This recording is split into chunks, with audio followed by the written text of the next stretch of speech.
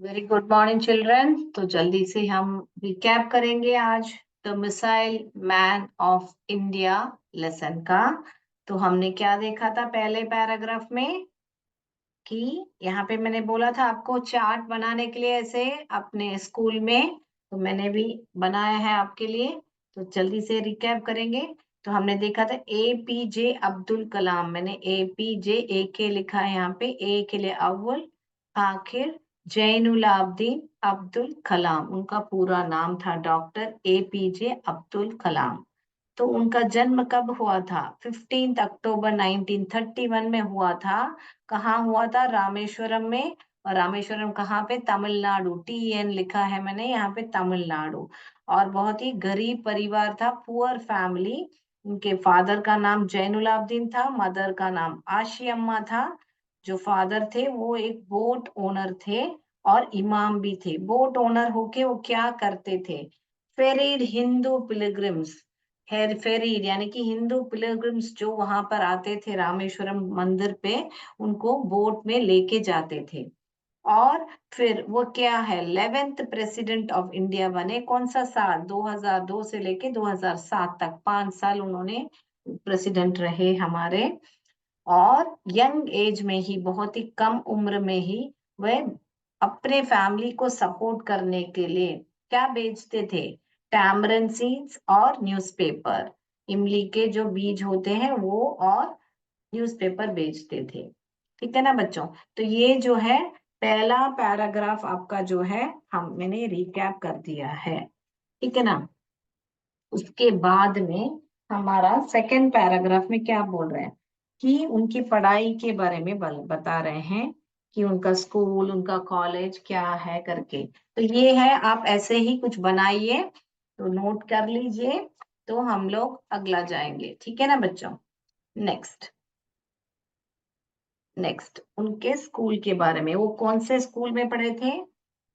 कौन से स्कूल में पढ़े थे? Rameswaram elementary school. उसको मैंने RES लिखा है शॉर्ट फॉर्म में, तो आप RES याद रख लो, R Rameswaram, E elementary school. फिर कॉलेज कहाँ पे पढ़े था? सेंट जोसेफ है, वो कहाँ पर था? तिरुचिरापल्ली। कैसे पढ़ोगे आप? तिरुची, ये TIRU, तिरूर पढ़ोगे, CHI ची पढ़ोगे, तिरुचिरापल्ली ऐसे पल्ली करके पढ़ोगे। अफिलिएटेड यूनिवर्सिटी ऑफ मद्रास, तो यानी कि वो जो तिरुचिरापल्ली में वो जो सेंट जोसेफ कॉलेज था, वो एफिलिएटेड यानी कि संबंधित था किसके साथ? यूनिवर्सिटी ऑफ मद्रास, बहुत बड़ी यूनिवर्सिटी है मद्रास में। तो उस यूनिवर्सिटी के साथ एफिलिएटेड था। और उन्होंने क्या सब्जेक्ट लिया? फिजिक्स सब्जेक्ट लिया। 1954 में उन्होंने वो डिग्री खत्म किया था, ग्रेजुएट किया था। ठीक है ना बच्चों? उसके बाद उन्होंने किस सब्जेक्ट में स्पेशलाइजेशन की? तो होता है ना बच्चों, आप 10th तक आप लोग सब सब्जेक्ट आपको पढ़ना पड़ता है। उसके बाद में आपको एक विशेष सब्जेक्ट लेना पड़ता है, जिसमें आप उसको बोलते हैं स्पेशलाइजेशन करना। ठीक है ना? तो उन्होंने किस सब्जेक्ट में उन्होंने स्पेशलाइज किया था? कौन से कोर्स में? यानी कि एरो इंजीनियरिंग में उन्होंने स्पेशलाइजेशन किया था। ठीक है? तो उसमें वह कौन से इंस्टीट्यूट में किया था? MIT, उसको शॉर्ट फॉर्म में बोलते हैं, MIT करके जाना जाता है। M for Madras, I for institute technology, Madras institute of technology में उन्होंने अपना एरो इंजीनियरिंग किया था। ठीक है ना बच्चों? So shall we go to the next? Yes. उसके बाद में वो क्या, वो so we have learned about the second paragraph कि ही स्पेशलाइज्ड को कहा किसमें। तो ये भी आप लिख लीजिए कि कैसा आप इजीली याद कर सको कि स्कूलिंग कहाँ किया, कॉलेज कहाँ किया, कॉलेज के बाद उन्होंने जो अगला स्पेशलाइजेशन है वो कहाँ पर किया करके। All right. तो उसके बाद कि उनको ग्रेट साइंटिस्ट बने, है ना? तो ग्रेट साइंटिस्ट बनने के बाद उनका क्या क्या, कहाँ कहाँ उन्होंने काम किया, किधर ज्वाइन किया, वो हम थर्ड पैराग्राफ में देख रहे हैं। तो Abdul Kalam was a great scientist, यानी कि वो बहुत महान साइंटिस्ट थे। और चांसलर बने, चांसलर बने किस इंस्टीट्यूट के? चांसलर बने institute of space science and technology.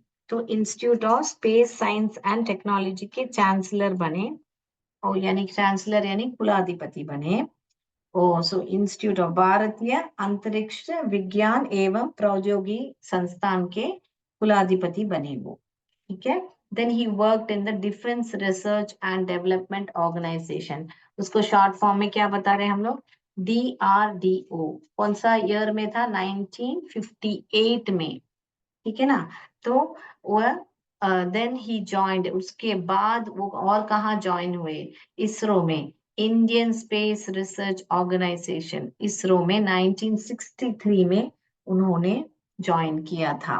यानी कि रक्षा अनुसंधान, यहाँ पे डिफेंस यानी कि रक्षा, रक्षा अनुसंधान एवं विकास संगठन में उन्होंने काम किया था। फिर बाद में भारतीय अंतरिक्ष अनुसंधान संगठन में से वो जुड़े, ठीक है ना बच्चों। So we know that after he became a great scientist, where and all worked and what he became as a chancellor, then he worked in DRDO and then joined again in ISRO also. Okay, then after that we shall be going, तो इतना तक ही हमने देखा था last class में कि हम वो 90 इसरो में 1963 में ज्वाइन किया था। उसके बाद वो क्या उन्होंने किया, उनका क्या बड़ा योगदान रहा करके मैंने यहाँ पर चार्ट पहले से बना कर रखी है, तो हम देखेंगे अभी।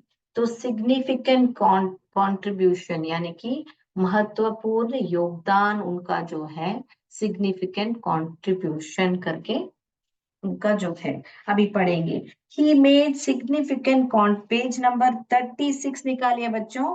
तो 36 में जो भी मैंने यहाँ लिखा है आपके बुक में है, तो हम लोग पढ़ेंगे साथ साथ। He made a significant contribution to Indian satellite and also in the missile programme. सो इंडियन सैटेलाइट और मिसाइल प्रोग्राम दोनों में उनका बहुत बड़ा योगदान था करके बता रहे हैं। तो उसके बाद में क्या बोल रहे हैं, as a project director of SLV3 he contributed to the development and management of India's first indigenous satellite launch vehicle। तो प्रोजेक्ट डायरेक्टर बने इसके SLV3 यानी कि क्या है SLV3, S सैटेलाइट, L के लिए लॉन्च, V के लिए व्हीकल। सो सैटेलाइट लॉन्च व्हीकल ही SLV3 करके बोल रहे हैं। तो वो जो सैटेलाइट लॉन्च व्हीकल है उसके जो है वही हेड बने, प्रोजेक्ट डायरेक्टर बने। तो उसमें उन्होंने क्या किया, यानी कि डेवलपमेंट, डेवलपमेंट यानी विकसित, विकसित किया और मैनेजमेंट किया किसका, इंडिया के जो फर्स्ट इंडिजिनियस, इसको कैसे पढ़ने का, indigenous, indigenous satellite launch vehicle. तो उसके बाद में उन्होंने, उसके बाद तो उसके बाद में मिसाइल प्रोग्राम्स ऑफ DRDO, उन्होंने क्या कौन से मिसाइल्स का उन्होंने डेवलपमेंट किया, अग्नि, पृथ्वी, आकाश, त्रिशूल एंड नागा। तो अभी हम इसका एक एक करके मीनिंग लिख के समझेंगे, ठीक है। तो चार्ट फिर बाद में ये ऐसे बनाना है आपको। तो क्यों उनको मिसाइल मैन ऑफ इंडिया का खिताब मिला करके हमने यहाँ पे एक क्योंकि उन्होंने उनका सिग्निफिकेंट कंट्रीब्यूशन दिया था इंडियन सैटेलाइट और मिसाइल प्रोग्राम्स में, इसलिए उनको मिसाइल मैन ऑफ इंडिया का खिताब मिला था करके हम जानेंगे। एक एक करके हम अभी इन डेप्थ मीनिंग देखेंगे, ठीक है ना बच्चों। All right, yes, so let's start now. I'll write on the board and you can see it. So हम पढ़ेंगे अभी। तो व्हाट डज इट से, सिग्निफिकेंट कंट्रीब्यूशन हम देख रहे थे, यानी महत्वपूर्ण उनका योगदान, significant contribution, contribution, okay, so for what was the significant contribution, as I told in the chart, it was about the Indian satellite,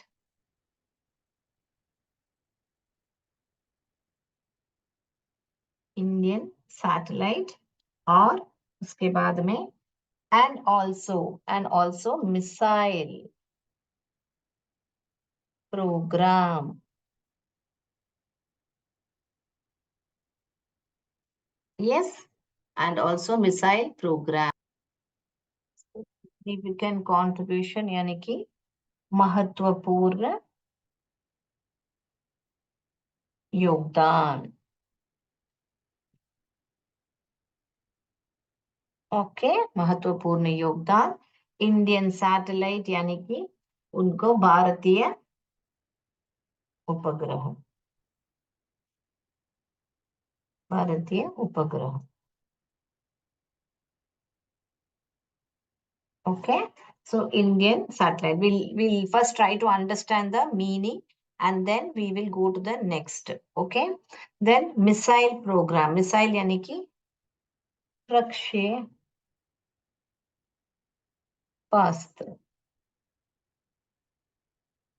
programme यानी कि कार्यक्रम। Okay, children? Yes. So वो कहाँ का डीआरडीओ, डीआरडीओ का एक्सपेंशन हम already पहले paragraph में हम समझ चुके हैं। Defence research and development organisation करके हमने पहले ही देखा है।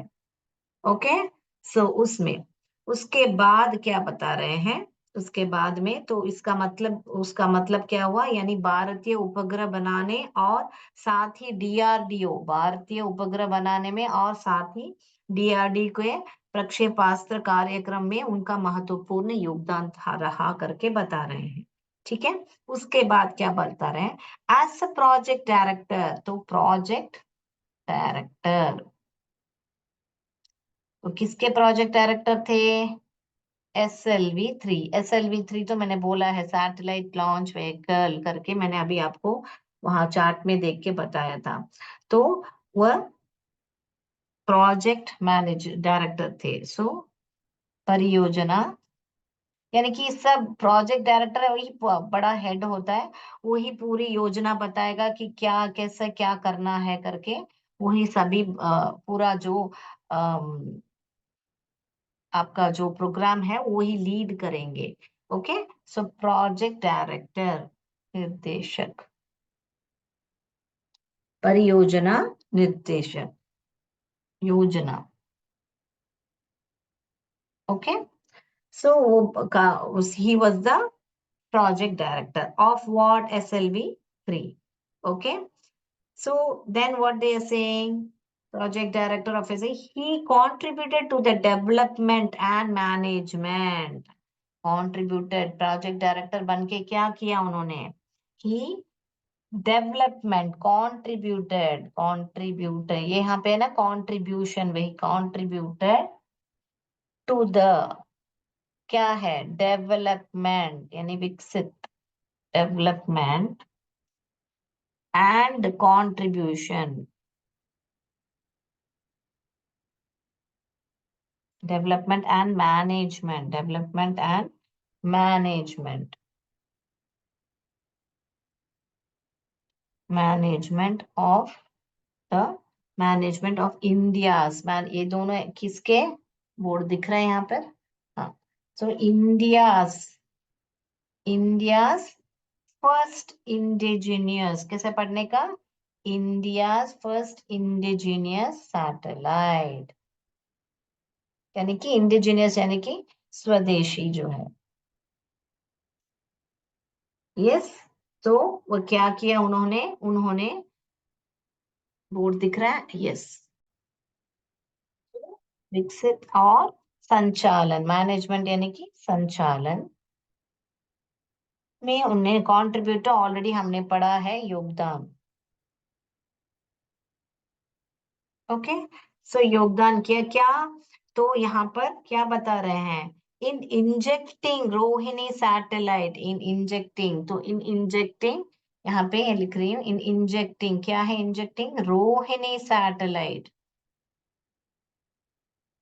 कहाँ पर इंजेक्ट करना था उनको रोहिणी सैटेलाइट, रोहिणी सैटेलाइट कहाँ पर इंजेक्ट करना था, in the orbit of the earth. तो अर्थ अभी पूरे जो ग्रह होते हैं सब क्या है, एक पाथ में घूमते हैं, एक रास्ता होता है ना, उसका जो रास्ता होता है, जैसे कि यहाँ पे सन है और प्लैनेट्स जो है उसके, तो ये जो पाथ है इसको ही बोलते हैं ऑर्बिट, या जो जिस पाथ में वो घूमते हैं, आपके बुक में, टेक्स्ट बुक में दिया हुआ है मीनिंग ऑर्बिट का, ग्रह और उपग्रह का परिक्रम पथ।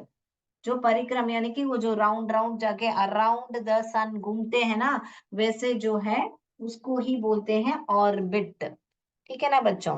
तो ऑर्बिट उसको ही बोलते हैं, आपके टेक्स्ट बुक में मीनिंग है पीछे।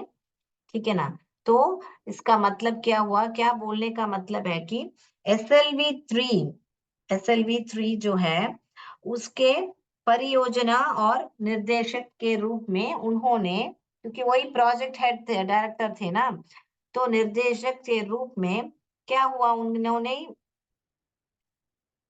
के रूप में उन्होंने क्या किया, यानी कि जो रोहिणी उपग्रह है ना, वो पृथ्वी की कक्षा के पास स्थापित करने में भारत के पहले उपग्रह प्रक्षेपण यान यानी कि SLV3 के विकास और संचालन में योगदान दिया करके बता रहे हैं।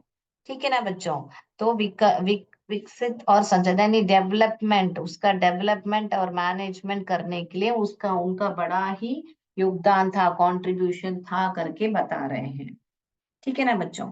तो then where we'll go, then what they are saying about, they are talking about the missiles. His greatest, सबसे और अधिक योगदान किस पर था? ग्रेटेस्ट, ये लिख लीजिए बच्चों, जो मीनिंग है आप लिख लीजिए, फिर मैं बोर्ड रब करती हूँ। इंडिजीनियस आपके बुक में मीनिंग दिया हुआ है, ठीक है? स्वदेशी करके बुक में मीनिंग दिया हुआ है, यहाँ पर लिखती हूँ। यानी कि देशी माने नेशनल, स्वदेशी माने इंटरनेशनल।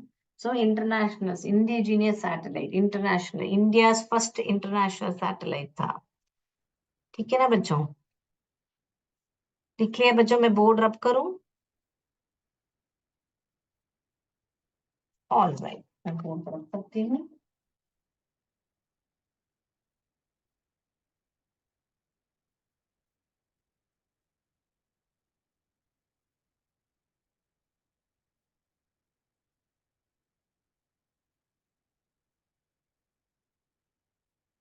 उसके बाद क्या बता रहे हैं हमको कि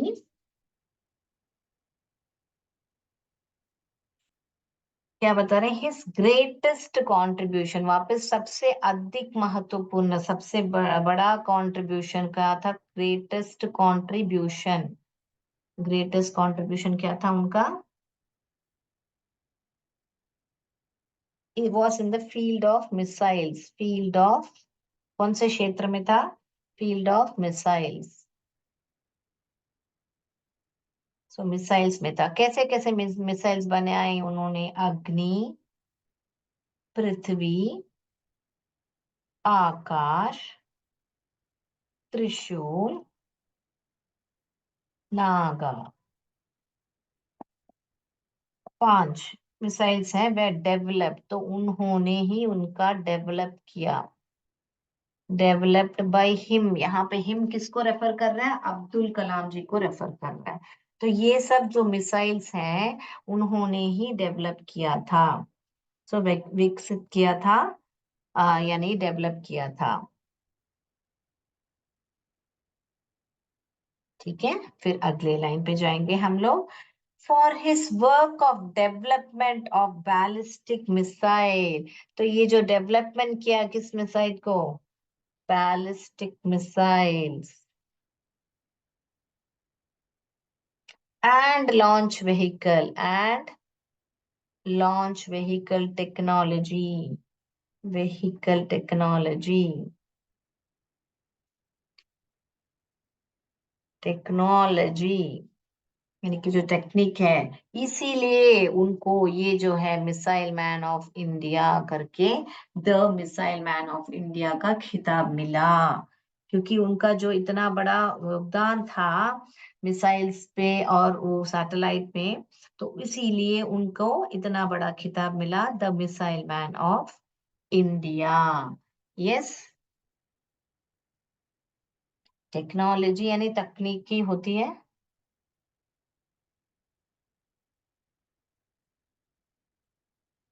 यस,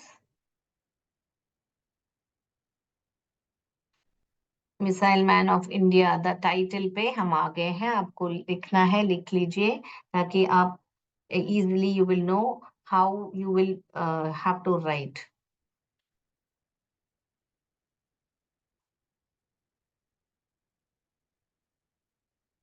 Ballistic, प्राक्षेपिक, बैलिस्टिक, प्राक्षेपिक, बैलिस्टिक का मीनिंग जो है प्राक्षेपिक। ऑल राइट, भारत का missile man, the missile man of India. Now shall we go to the next paragraph. तो इधर इस ये ही मैंने यहाँ पर जो चार्ट बनाई थी, मैंने आपको बताया था मैंने, तो ये ही चार्ट था। सिग्निफिकेंट का हेडिंग ही आप क्या लिखोगे, सिग्निफिकेंट कंट्रीब्यूशन, यानी कि महत्वपूर्ण है उनका योगदान क्या क्या इंडियन सैटेलाइट और मिसाइल प्रोग्राम्स ऑफ डीआरडीओ में। इंडियन सैटेलाइट के प्रोजेक्ट में डायरेक्टर SLV-3 के थे, और क्या हुआ उसमें, उन्होंने क्या किया उसमें, development of management of India, जो पहली जो सैटेलाइट लॉन्च थी उसका जो डेवलपमेंट, विकसित, और यहाँ पे लिखा था ना मीनिंग मैंने, तो वो उनके हाथ में, वो ही प्रोजेक्ट डायरेक्टर थे उसके। और उसमें उन्होंने फिर बाद में मिसाइल में अग्नि, पृथ्वी, आकाश, त्रिशूल और नागा जैसे मिसाइल्स उन्होंने उनका भी डेवलप किया था उन्होंने। फिर इसके वजह से ही उनको मिसाइल मैन ऑफ इंडिया का खिताब मिला था करके। Clear? So this paragraph is clear, I hope. Then next paragraph में, उसमें भी आपको बहुत ही इजी है, आपके बुक में लिखा है सब, यहाँ पे ऐसे चार्ट बनाएंगे। तो आप लोग को नेक्स्ट पैराग्राफ में बुक्स का नाम दिया हुआ है, उसमें मीनिंग्स का कुछ जरूरत नहीं है क्योंकि बुक्स का नाम ही दिया हुआ है। तो नेक्स्ट पैराग्राफ में आपको क्या दिया है कि वह साइंटिस्ट के अलावा बहुत बड़े राइटर भी थे, यानी लेखक भी थे। कैसे कैसे बुक्स लिखे उन्होंने, wings of fire, ignited minds, target 3 billion, turning points, my journey, India 2020, a vision for the new millennium. ये तो टोटल 1 2 3 4 5 6 किताब, 6 किताब का उन्होंने यहाँ पे जिक्र किया है। और इस बुक में India 2020, a new vision for the new millennium, उसमें उन्होंने एडवाइस दी है, यानी सलाह दी है यंगस्टर्स को, जो युवक हैं उनको सलाह दी है, इसके देश के जो युवक हैं क्या सलाह दिया है, ड्रीम ड्रीम ड्रीम ड्रीम। क्योंकि ड्रीम्स जो है क्या करते हैं, क्यों वहां पे के देखिए अब्दुल कलाम जी क्या बोल रहे हैं हमको, ख्वाब देखने को बोल रहे हैं, ड्रीम ड्रीम ड्रीम, सपने लो सपने लो। क्या सलाह दिया था, सपने लो सपने लो।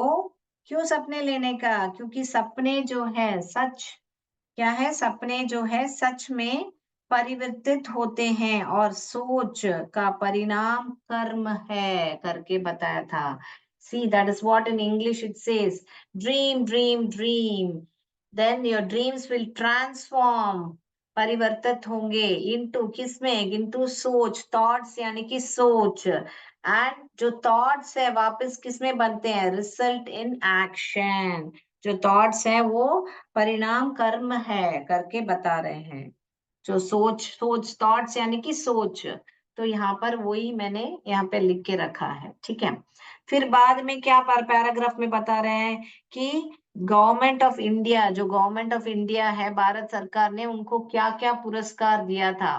1981 में उनको पद्म भूषण मिला था, 1990 में उनको पद्म विभूषण मिला था, 1997 में भारत रत्न अवार्ड मिला था, 1997 में वापस Indira Gandhi award for national integration मिला था।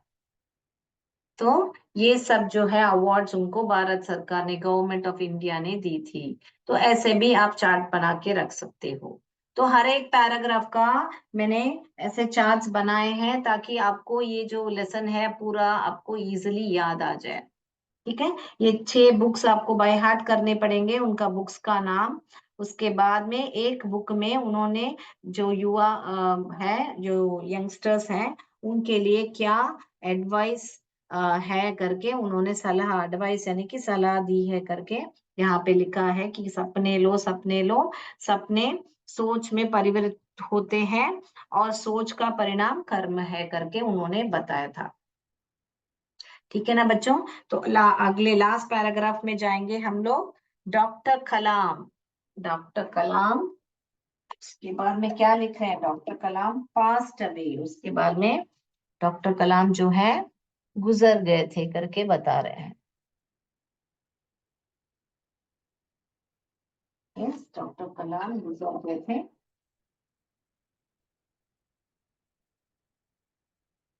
पास्ट अवे, यानी कि वे गुजर गए थे। और बाद में क्या बता रहे हैं, doctor Kalam passed away and then कब, कौन सा तारीख को गुजर गए थे, 27 जुलाई 2015 में। वाइल डिलीवरिंग, जब वो लेक्चर दे रहे थे, कौन सा कॉलेज में लेक्चर दे रहे थे, लेक्चर यानी कि भाषण दे रहे थे at Indian institute of management, IIM, जैसे MIT बोले ना, IIM, Indian institute of management. वो कौन सी जगह में थी, इन शिलोंग, शिलोंग में वो एक कॉलेज में लेक्चर दे रहे थे, तब उनकी मृत्यु हो गई, तब वह पास्ट अवे। तो उस देखिए इतने महान हस्ती है, जब गुजरे तो भी बच्चों को कुछ बोल के गए, सिखा के गए, लेक्चर देते हुए गए। तो they delivering a lecture at IIM in Shillong में वे गुजर गए। The whole world was shocked, पूरी दुनिया जो थी वो बहुत ही सदमे में थी, जैसे the whole world was shocked, सदमे में थी। एंड सैडेंड, और बहुत ही दुख हुआ था उनको, saddened, saddened, Edward, saddened by the sudden death, क्योंकि बहुत ही अचानक हुई थी ना, ऐसा नहीं कि वो बीमार पड़ के फिर गुजरे, ऐसा नहीं ना। हम कभी सोच भी नहीं सकते कि अब्दुल कलाम गुजर जाएंगे उस दिन, सडनली वह गुजर गए, suddenly, sudden and untimely death, untimely death. वो कैसे थे, ऑफ द सिंपल, यानी कि बहुत ही सिंपल, साधारण, और हम्बल, बहुत ही विनम्र, बहुत ही उनका जो हम्बल थॉट्स था, बहुत ही सॉफ्ट टाइप के नेचर थे वो, हम्बल यानी कि विनम्र थे, विनम्र टाइप के नेचर थे। Yet one of the greatest, वो हम्बल होने के बावजूद भी वे कैसे थे, greatest, greatest man of our times, हमारे जमाने के एक बहुत ही महान हस्ती थे करके बता रहे हैं। तो यहाँ पर क्या मीनिंग हम बता सकते हैं कि मे बी शॉक्ड, यानी कि उनको बहुत ही सदमा पहुंचा, वो तो सदमा, सदमे में थे। सैडन तो हमको मालूम है, दुख, दुख में डूबे हुए थे करके बता सकते हैं। फिर सडन यानी कि अचानक, अचानक, यानी अनटाइमली डेथ, अनटाइमली डेथ, इसका मीनिंग मैं यहाँ लिखती हूँ, अनटाइमली डेथ यानी कि एक अकाल मृत्यु, अचानक हो गई। ओके। सिंपल माने साधारण होता है ना, बहुत साधारण आदमी थे, बहुत ही सीधे साधे साधारण आदमी थे। फिर हम्बल यानी कि विनम्र, और ग्रेटेस्ट मैन माने महान हस्ती या व्यक्ति,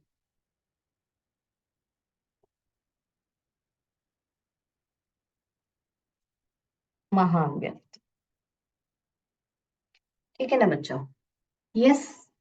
तो वो क्या हुआ, उनका देहांत कब हुआ, 27 जुलाई, यानी कि मृत्यु बोल सकते हैं यहाँ उनकी, जब पास्ट अवे यानी कि मृत्यु। ओके। मृत्यु कब हुई, 27 जुलाई 2015 में हुई। कब, कैसे हुई, जब वो डिलीवर कर रहे थे, एक लेक्चर डिलीवर कर रहे थे, और कहाँ पे, IIM में कर रहे थे। वो कहाँ पर, कौन सी जगह में थी, शिलोंग में थे। और उसके बाद में पूरी दुनिया जो है बहुत ही सदमे में पड़ गए और बहुत ही दुखी हो गए थे, क्योंकि उनकी जो मृत्यु है अचानक हो गई थी। वे बहुत ही साधारण, विनम्र और बहुत ही महान व्यक्ति थे हमारे जमाने के करके बता रहे हैं। तो ये जो पैराग्राफ है, it's just all describing words about him and when he passed away, so you don't have to really draw a chart। मगर यहाँ पर आपको चाहिए तो जो पहली चार्ट पर जो पहला बनाया था ना हमने, वहां पे आप चाहिए तो यहाँ पर जब हम लिखे हैं बॉर्न करके, उसके सामने यहाँ पर पूरा फॉर्म 1931 से लेके 2015 ऐसे लिख सकते हो आप। 1931 से लेके 2015 तक उनका पीरियड था, मतलब ऐसे करके आप यहाँ पर लिख सकते हैं। Okay, so you will know how many years he lived. So please do make charts like this and read. It's a beautiful lesson. Okay, children. तो वापस मैं चार्ट्स दिखाती हूँ आपको। तो चार्ट्स देखेंगे तो पूरा लेसन उस चार्ट्स में है। आप उसमें रिकैप करोगे तो बहुत ही इजीली आपको, और एक बार मैं आपको रिकैप कराती हूँ ताकि आपको इजीली चार्ट समझे। तो पहला पैराग्राफ में वापस ये चार्ट है जिसमें उनका नाम, वो कब उनका जन्म हुआ था, वो क्या प्रेसिडेंट थे, कौन से ईयर से कौन से ईयर एंड कितने 11th प्रेसिडेंट थे, और वो पुअर फैमिली में थे, फादर मदर, उनका नाम और क्या पेशा था उनका, कहाँ कौन सा तमिलनाडु में कौन सी जगह में उनका जन्म हुआ था, और वो बचपन में वो जो यंग एज में उनकी फैमिली को मदद करने के लिए, कैसे सपोर्ट करने के लिए क्या क्या भेज रहे थे, टैमरिन सीड्स एंड न्यूज़पेपर, और वो उसके फादर जो बोट ओनर थे क्या करते थे, उनका पेशा क्या था करके हमको मालूम पड़ रहा है फर्स्ट पैराग्राफ में। फिर सेकेंड पैराग्राफ में हमको क्या मालूम पड़ रहा है कि उनका स्कूल कहाँ हुआ, कॉलेज कहाँ हुआ, और वो स्पेशलाइजेशन किस में किया था उन्होंने। तो स्कूल जो है उनका कैसे हुआ, रामेश्वरम में एलिमेंट्री स्कूल में हुआ था, RES, क्योंकि वो पैदा कहाँ हुए थे, रामेश्वरम में ना, तो वो जो है स्कूलिंग भी वहां पर ही हुआ था।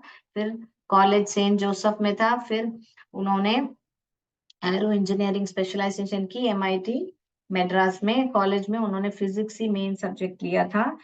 और फिर उसके बाद में वह साइंटिस्ट बने, तो ग्रेट साइंटिस्ट, ये वाला पैराग्राफ आएगा, ग्रेट साइंटिस्ट बने तो कहाँ कहाँ उन्होंने, वो चांसलर बने किसके, institute of space science and technology की, फिर कहाँ काम किया, DRDO में, कौन सा साल में, 1958 में, फिर कहाँ पे उन्होंने किससे जुड़े थे, इंडियन स्पेस रिसर्च ऑर्गेनाइजेशन यानी इसरो में 1963 में जुड़े।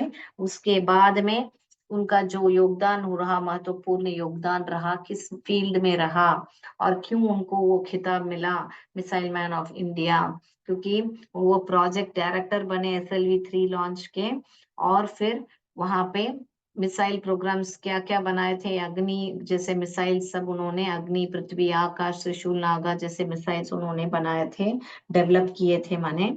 उसके बाद में लास्ट में उनका जो राइटिंग्स है, क्या क्या लिखा था, वो बहुत बड़े महान कवि भी, लेखक भी थे। तो वो क्या क्या किताब उन्होंने लिखा था उसका टाइटल लिखोगे, आपका उसका नाम लिखोगे। और एक किताब में उन्होंने जो युवक है, देश के जो युवक है, उनको क्या बोला, सपना देखिए, क्योंकि वो ट्रांसफॉर्म होते हैं, किसमें ट्रांसफॉर्म होते हैं, थॉट्स में, सोच में, और सोच क्या होता है, वापस रिजल्ट इन एक्शन होता है। उसके बाद में क्या क्या अवार्ड्स उनको मिला, कौन सा साल, ये तीन तारे ईयर्स ही आपको याद रखना है। ये भारत रत्न और इंदिरा गांधी जो अवार्ड है 1997 में ही उनको मिला था, दोनों एक ही साल है। ये दोनों सिर्फ ही आपको याद रखना पड़ेगा साल। उसके बाद में लास्ट में, ये सब पूरा लेसन आपको मैंने यहाँ पे कवर कर दिया है।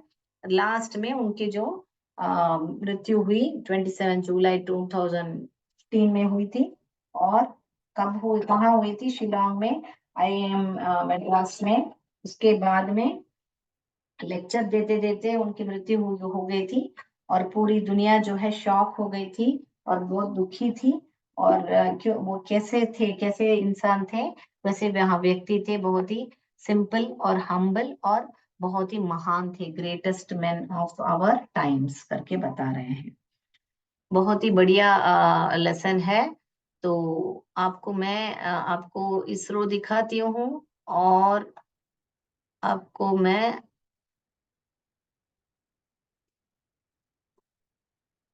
SLV3, ये देखिए ये SLV3 है।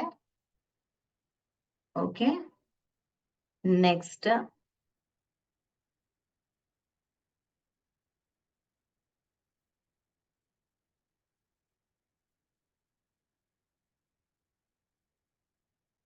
आपको I will show you ISRO.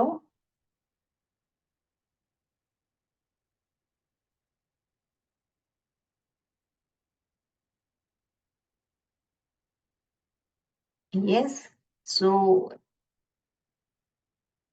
it's a very beautiful lesson. It's a very inspiration we are getting. He's such a simple man, yet with lot of achievements. So I hope it was made easy for you this lesson. The Missile Man of India. मैंने आपको बहुत ही आसान बनाया था ये lesson. यहाँ पर आपके बुक में भी बहुत दिया हुआ SLV लॉन्च पैड, पृथ्वी मिसाइल, अग्नि मिसाइल आपके बुक में दिया गया है। ठीक है ना? तो बहुत ही बढ़िया लेसन है अब डॉक्टर APJ अब्दुल कलाम के बारे में। तो आज के लिए इतना ही बच्चों। अच्छी तरह आप डेट्स बाय हार्ट कर लीजिए, और क्या है जो क्या बोले इंस्टीट्यूट्स के नाम है उसको याद कर लीजिए बस। और ज्यादा कुछ नहीं, पूरा मैंने लेसन सिंप्लीफाई कर चुकी हूँ। चार्ट्स बनाइए, और एग्जाम के टाइम में जैसे मैंने ये 5 चार्ट बनाए थे, वो फटाफट ऐसे आप लोग ऐसे एग्जाम जाते वक्त, हाँ ये करके ऐसे ऐसे पढ़ के फिर अगला ये पढ़ना, अगला लेसन पढ़ा रामेश्वरम स्पेलिंग सिर्फ ऐसा पढ़ लिया, अगला वापस ग्रेट साइंटिस्ट तो क्या क्या किया, कौन से साल में किया, उसके बाद में उनका क्या योगदान था वो देखा, फिर बाद में वो क्या क्या बुक्स लिखा उन्होंने, क्या क्या अवार्ड मिला। फिर और चाहिए इसका भी आप चार्ट बना सकते हो कि कब उनकी मृत्यु हुई थी और कैसे कहाँ हुई थी करके। बस आपका पूरा क्या बोले लेसन आपका 5 चार्ट में हो गया आपको। ठीक है ना बच्चों? तो इतना ही, ऐसे ही बहुत बढ़िया नोट्स बनाइए। आज के लिए इतना ही बच्चों। जय विद्या शक्ति, जय भारत, जय हिंद। Thank you children.